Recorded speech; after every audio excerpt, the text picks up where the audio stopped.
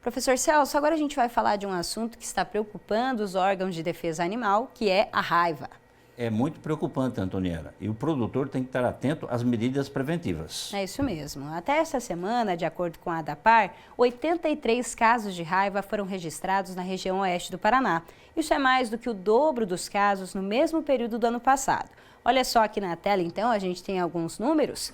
Lindoeste é a cidade que lidera, então, o número de casos foram 24.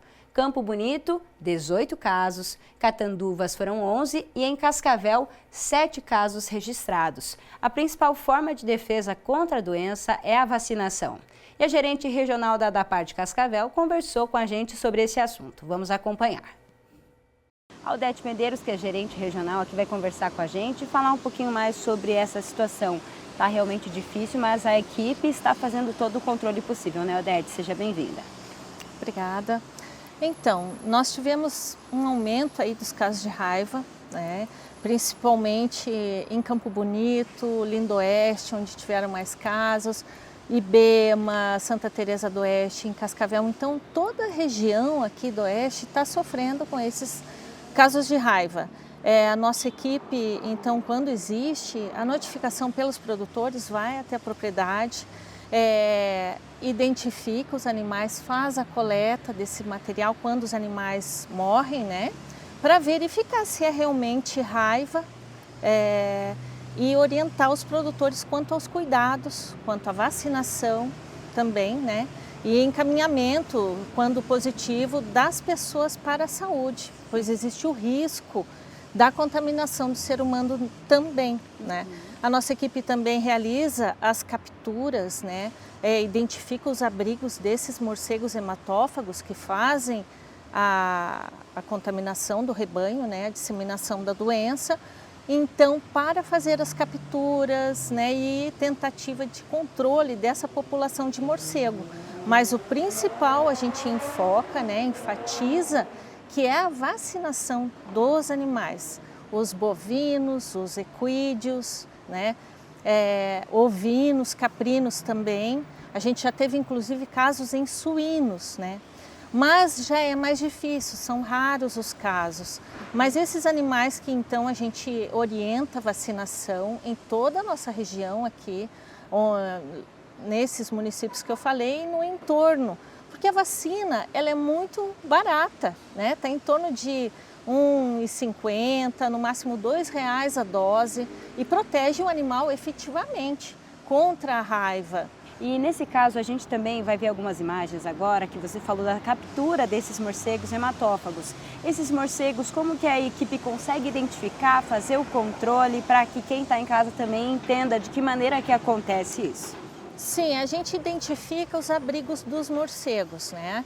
Que são aqueles onde eles repousam, que têm as suas famílias, né? As famílias dos morcegos nesses abrigos, a gente tem um cadastro desses abrigos. Então, periodicamente fazemos as revisões desses abrigos e identificamos se existe a presença do morcego hematófago, que muitas vezes também convivem com outras espécies de morcegos. A gente faz a identificação pelas características, a gente sabe qual que é o hematófago e passa a pasta vampiricida, que é uma pasta com anticoagulante. Então, como os morcegos têm o hábito de, ao voltarem para suas colônias, se lamberem, se limparem, eles acabam se contaminando e faz o controle da população. E a gente pede também aos produtores que, se souberem de um abrigo desses morcegos, vocês já viram, ou né, uma ponte, uma casa abandonada, alguma coisa assim que ofereça abrigo, uma furna, né, uma caverna, que nos comuniquem também, que a gente vai fazer uma vistoria nesses locais. Né?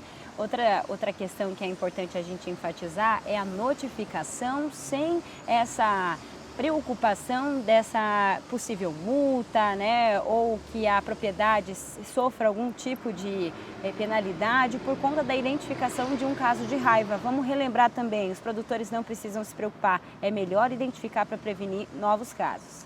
Com certeza, a gente pede que todo produtor que tiver uma suspeita de um animal que se afasta do rebanho, ele se isola, tem uma incoordenação motora, né, o animal cambaleia, acaba por cair, né? Tem uma salivação abundante, algum sintoma neurológico que avisa da ADAPAR. Não existe nenhuma complicação para o produtor, né? A gente vai, identifica, faz a coleta e isso é inclusive para proteger o produtor rural de um possível contato com o animal que suspeito de raiva, né? Porque essa doença pode contaminar o ser humano também. Então, não vai ter nenhuma penalidade, o produtor não vai ser bloqueado, nenhuma produção de leite, não existe nenhum prejuízo, só vantagem para o produtor informar a ADAPAR. Então, Odete, obrigada pelas suas explicações aqui para a nossa equipe e a gente deseja um bom trabalho para vocês. Até uma próxima. Obrigada. Até. Muito bem, e a gente reforça que qualquer dúvida, o produtor deve fazer contato com a ADAPAR.